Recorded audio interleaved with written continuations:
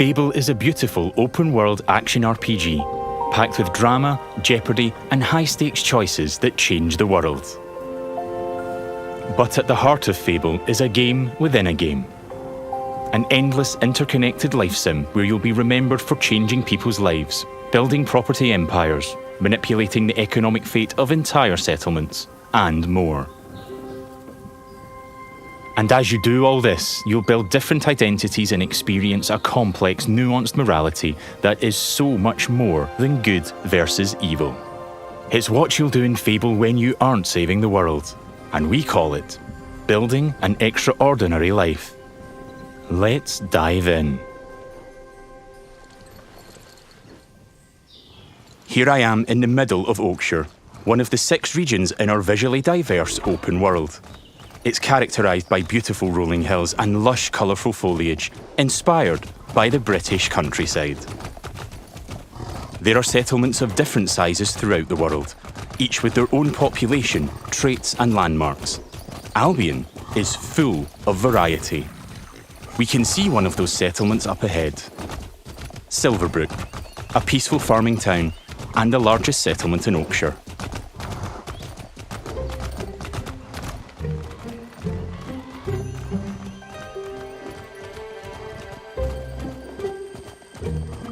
Silverbrook is all about farming, so it has an almost unhealthy obsession with vegetables, which can be seen in every detail of the environment.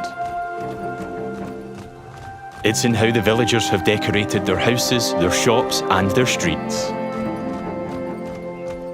It's even in how they dress their scarecrows. When I enter a settlement, I quickly run into the beating heart of Albion. Its people. There are over 1,000 handcrafted, fully voiced NPCs, each one with their own job, home, routine, relationships, and memory. None of these villagers are scripted dressing. They have emergent behaviour powered by real-time systems. They go to work, they go to bed, they have hobbies and families. Sometimes, they just want to spend time in the pub. Albion feels alive because its people have lives. I've never been to Silverbrook, and because I've done nothing of note yet, Max the stable hand here is completely indifferent to me. Got a minute? What do you want then? So, if I ask him to follow me... Follow me. I don't deal with randos. He won't, and he thought I was weird. That's fair. Right then. Bye. Well, and there you go, I guess.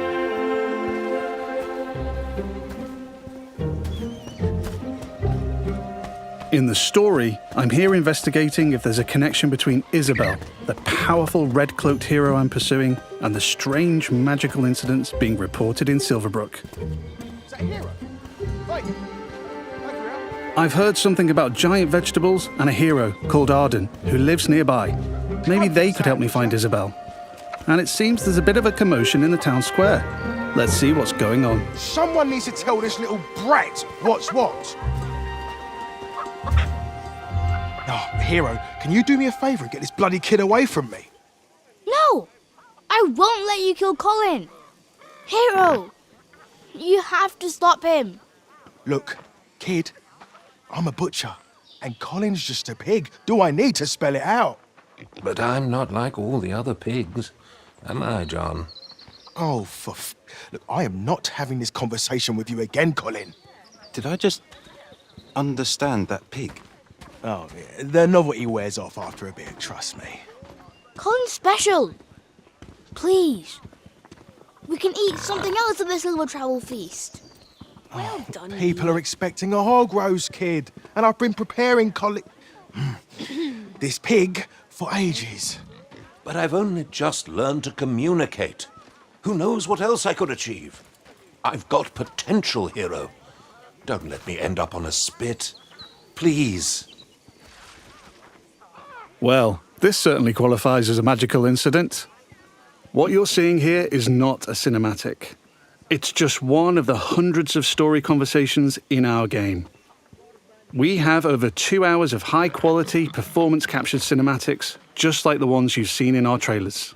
But in these conversations, you'll make hundreds of branching dialogue choices that change what happens and how people feel about you.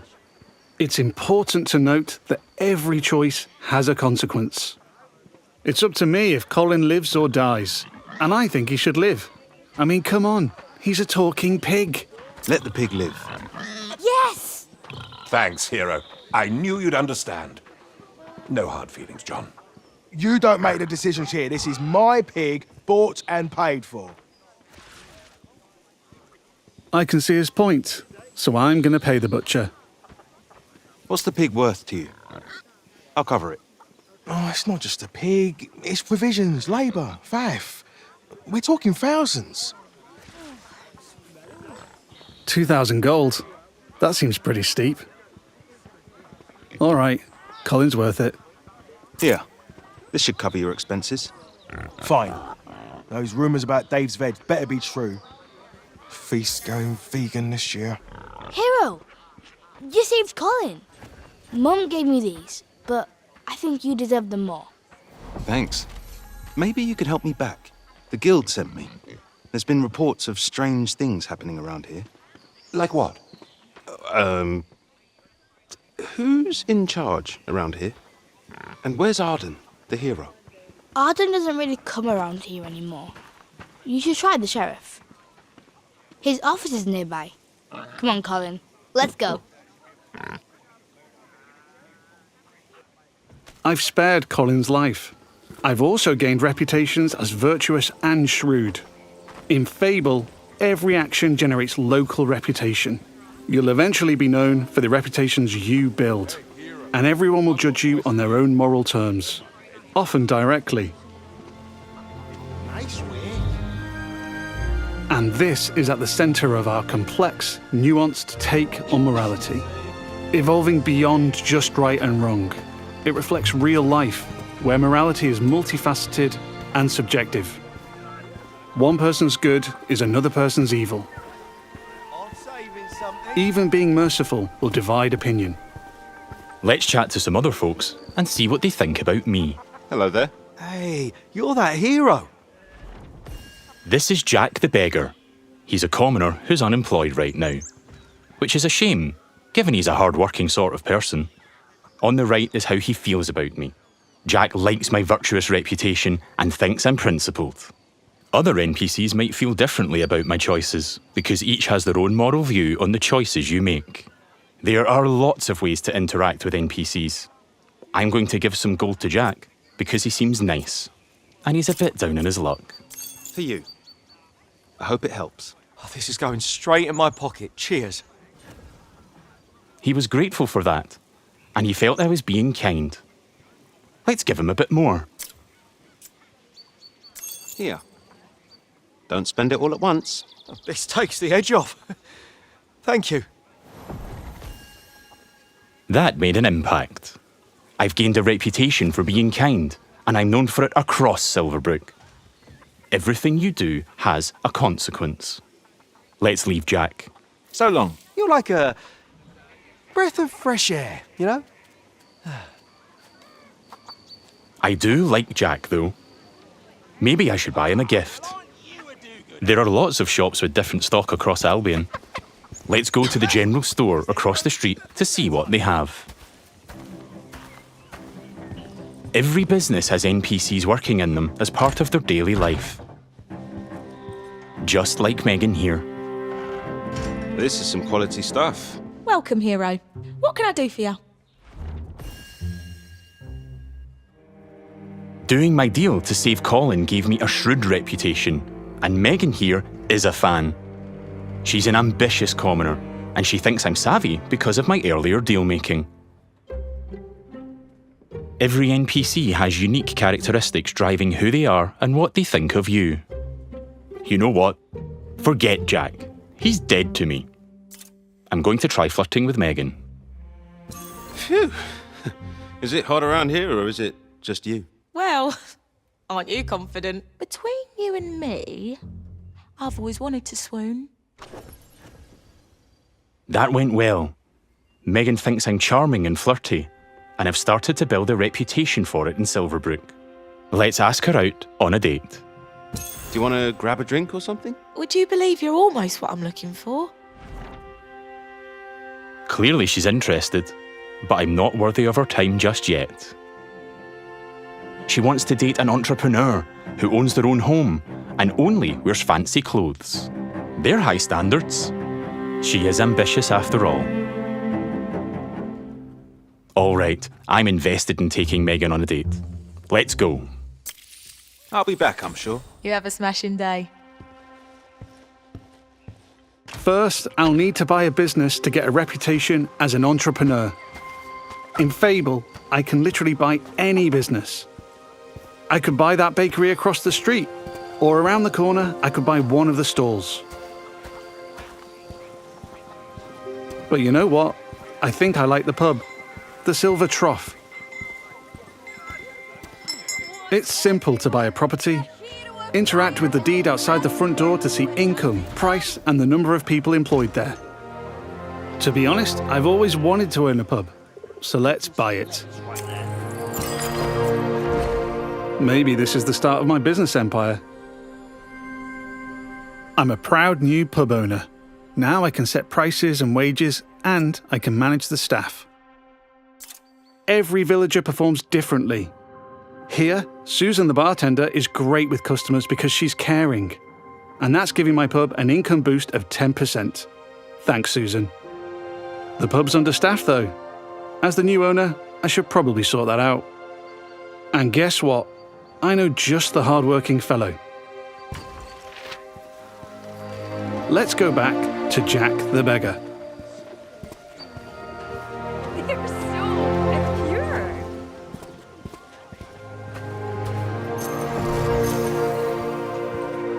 I've also gained reputations as an entrepreneur and as rich, because I bought the pub and it cost me a ton of gold.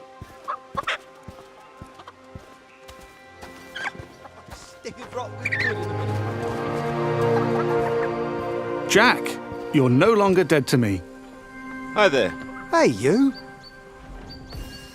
Jack still likes me for my kindness earlier, but I like that Jack is hard-working, so I'm going to give him a job in my pub. Got a job, if you're interested. I can probably do that, yeah. I can hire anyone, providing they like me enough to accept my job offer. Great. Jack is thankful I've made a positive impact on his life. He's no longer a beggar, and he's now a bartender. Cheers. Yeah, makes sense. There are so many other people to talk to. Villagers react to the reputations you build, They'd help with anything. and they remember the things you do to them. Now the pub is fully staffed, and Jack can head off to work. Incredible. Take your time, Jack. Next, I need some fancy clothes. Let's head to the tailor. What a cheeky charmer. There are lots of places I can update my look. Tailors, hairdressers, tattooists. And every settlement has different options available. There are rare outfits to discover in the more dangerous parts of Albion too. There are tons of options to create a unique look for your hero.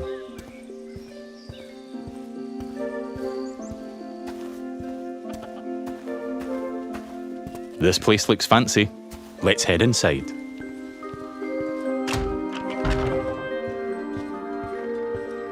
This is the tailor, Rhiannon.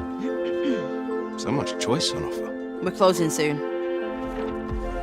Just like real life, wealth is a divisive topic, and Rhiannon has her own views. In stark contrast to the ambitious Megan, she's very much not a fan of rich entrepreneurs, and she thinks I'm out of touch. Which makes sense, given she's humble. Let's have a look at what she's selling. Fancy clothes, hopefully. Can I see your stuff? Don't waste my time. Rhiannon's jacking up the prices by 80% just for me. Looking closer reveals why. That's just how much she hates me.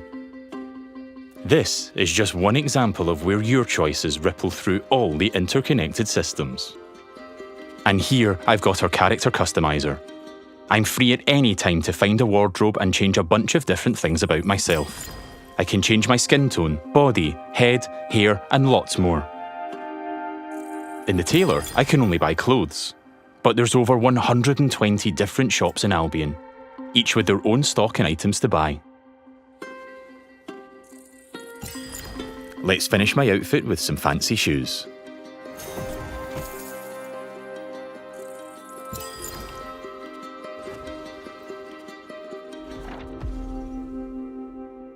See you, Rhiannon. Take care. Yeah, alright. We don't get on, but it's been a pleasure. Now I'm really looking the part. Let's check on my relationship with Megan. At any time, I can dip into property and people screens to track my loved ones, of which there could be many, because I can have relationships with everyone in Albion if I like. It would just take a while. While I'm here, I can see the reputation cloud on the right. It shows me what I'm known for in Silverbrook, as an entrepreneur, rich, kind, shrewd, and virtuous. On a single moral scale, these reputations would be seen the same way, as absolutely good or evil. However, as we've seen with Megan and Rhiannon, Fable's morality reflects the complexity of judgment we see in the world today, where everyone has their own moral view. The last thing left for Megan is to own a home. I'm a bit short on cash though, seeing as I paid a fortune to save Colin and bought a pub. But since I've bought it, I've been earning passive income, so let's swing by to collect it. The people of Silverbrook all have their own nuanced, subjective view of who I am and what they think of me. But if I don't like my reputations in Silverbrook, I can pay the town crier to change them. I give them gold, a lot of gold, and they spread a new reputation for me. If you're rich enough, you can change what people think of you. Here I am at the Silver Trough, now under new management. Let's head inside and check in on our employees. There's Susan, my star bartender from earlier. Well, aren't you a do-gooder? Hey, you. Working hard? Just who I wanted to see. You. Oh, she fancies me because she thinks I'm compassionate.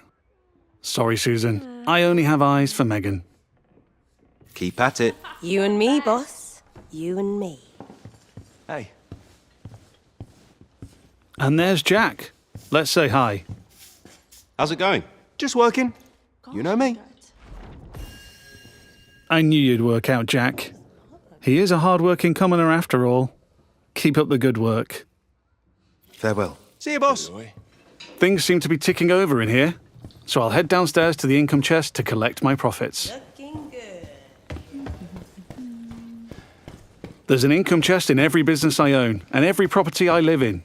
It means I don't have to go to each individual place, and I can collect all my income from any of them.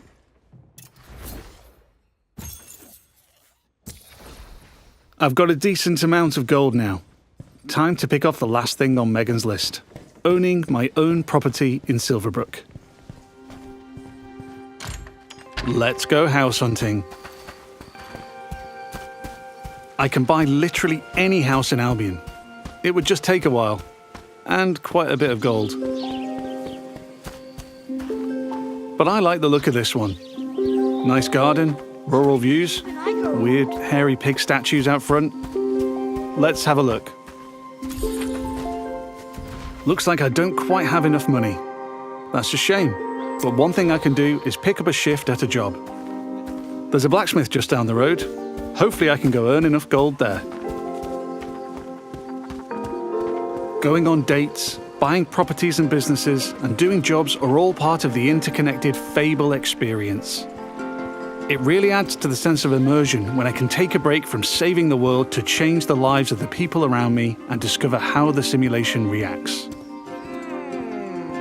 I could play this part of the game forever, and I'd never run out of systemic toys to tinker with. There's a couple of jobs to take on across Albion, but today I fancy a try at blacksmithing. It's as simple as walking up to the anvil to start a shift. No prior experience required.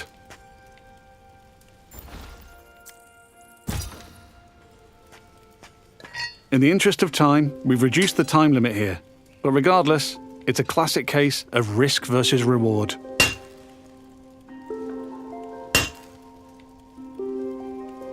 I'm constantly having to balance speed versus precision, while trying to earn as much as I can.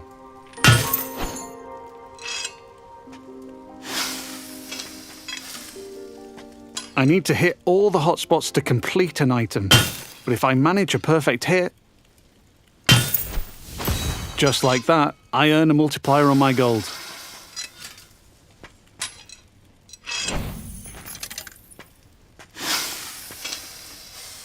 That's a successful shift completed.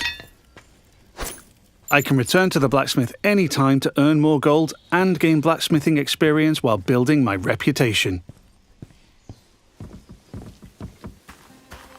I've now got just about enough gold for the house. Let's head back down the street and buy it.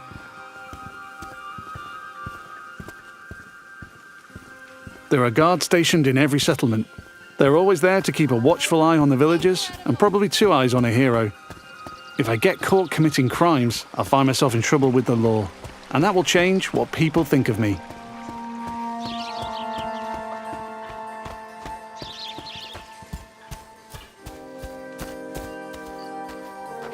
We're back. Let's buy the house.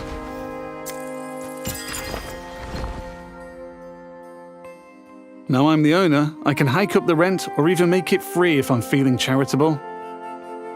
I can manage my tenants too.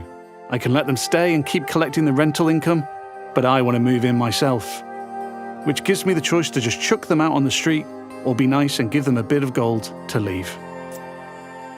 And if I chuck them out, that would cause me to be known as heartless.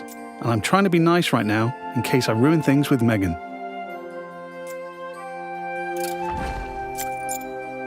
And now I'm free to move in.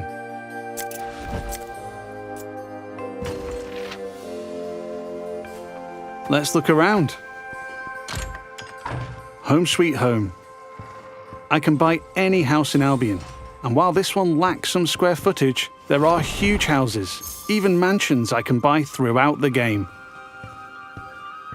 Looks like the tenants left some stuff behind. Offal fans, apparently. Wherever I live, I have access to my income chest and wardrobe, so I can collect all my gold and change my appearance whenever I like. That was the last thing on Megan's list. Let's head back to the general store. Fable has a dynamic time of day that changes what people are doing throughout their routine. It's still the afternoon, so hopefully Megan is still working. If I'm too late, she'll be back home in bed. And there's my new pub with some customers in the beer garden.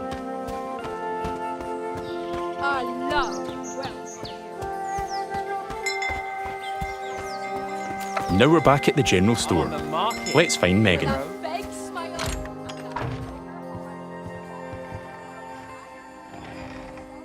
Just the person I wanted to see.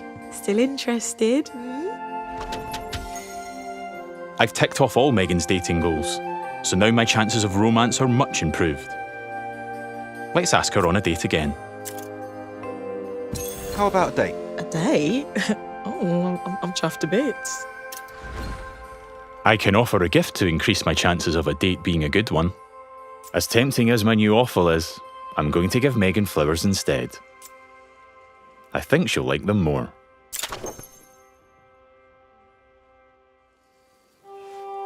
Here we are on a date at the Silver Trough. Hope I'm getting free drinks.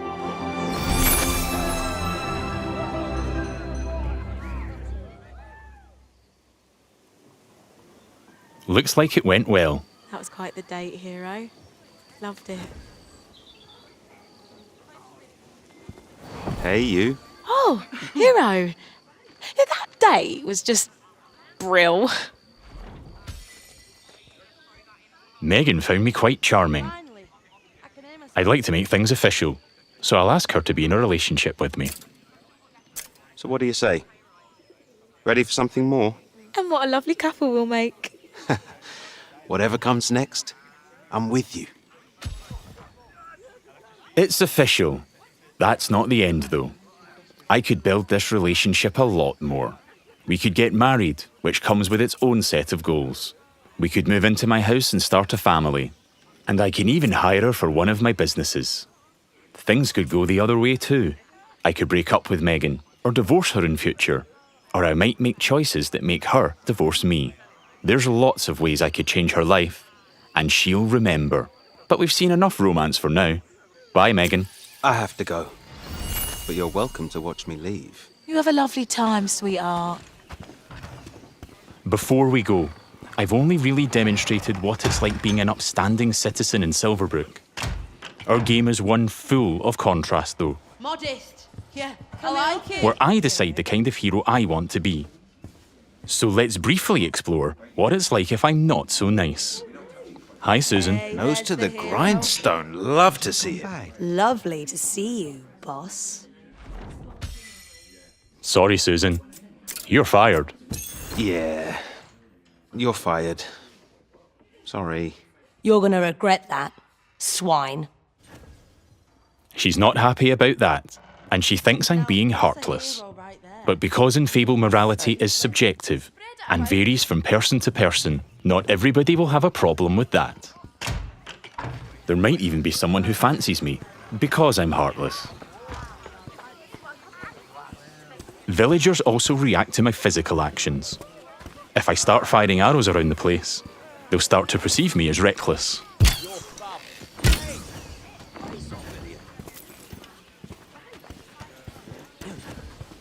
I can even take pot shots at the locals if I want.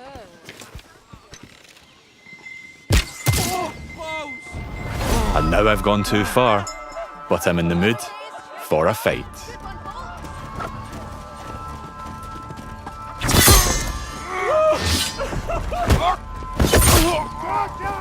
In Fable, you can express yourself with your own combat style, combining strength, skill, and will in style-weaving combat.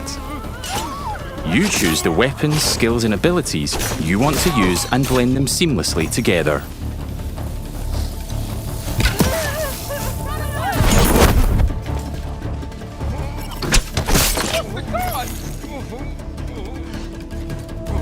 Stay still, please.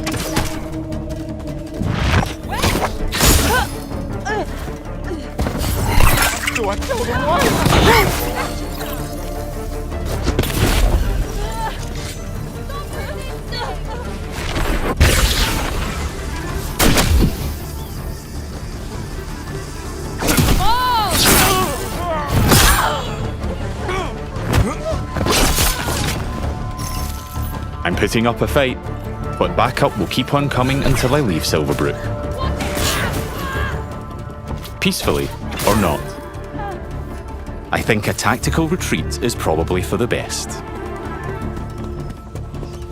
Now I have a bounty on my head which will grow with more crime. I can immediately pay it or pay a reduced fine if I spend long enough out of town. My reputations don't disappear with my bounty though. Once I'm known as a killer and a criminal, it'll stick with me until I put in the work to change what people think. Or until I've made an expensive visit to the town crier. Because the people in Albion remember what you do.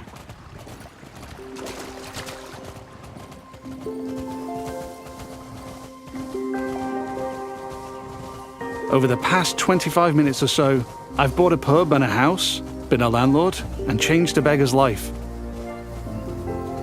I've customized my look, saved a magic talking pig, fought the law, and I've built a relationship with just one of Albion's 1,000 handcrafted, fully voiced NPCs. And here's the reputation cloud again.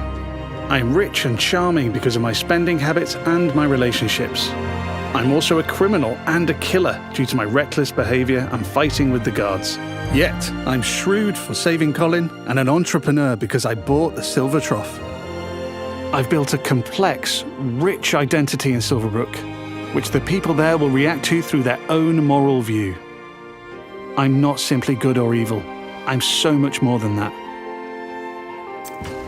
There are many more settlements across Albion to explore. My identity is mine to create in each one, and everyone will have their own perspective on what I do as I build an extraordinary life. Thanks for watching, and stay tuned for more in-depth Fable information as we move closer to our launch.